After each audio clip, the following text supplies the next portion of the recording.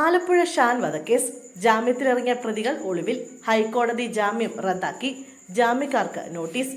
SDPI സംസ്ഥാന secretary ആയിരുന്ന advocate KS ഷാനിനെ വധിച്ച കേസിൽ ഹൈക്കോടതി ജാമ്യം റദ്ദാക്കിയ പ്രതികൾ ഒളിവിൽ. ഇവർ വ്യാഴാഴ്ച കോടതിയിൽ കീഴടങ്ങാൻ വാറന്റ് പുറപ്പെടുവിച്ചിരുന്നു. ഈ സാഹചര്യത്തിൽ പ്രതികളുടെ ജാമ്യക്കാർക്ക് നോട്ടീസ് അയക്കാൻ ആലപ്പുഴ അഡീഷണൽ സെഷൻസ് കോടതി 3 ജഡ്ജി S അജികുമാർ ഉത്തരവിട്ടു. പ്രതികളുടെയും വാദിയുടെയും അഭിഭാഷകരുടെ വാദമുഖങ്ങൾ കേട്ട ശേഷം തുടർ നടപടിക്കായി കേസ് ജനുവരി 7 മാറ്റി.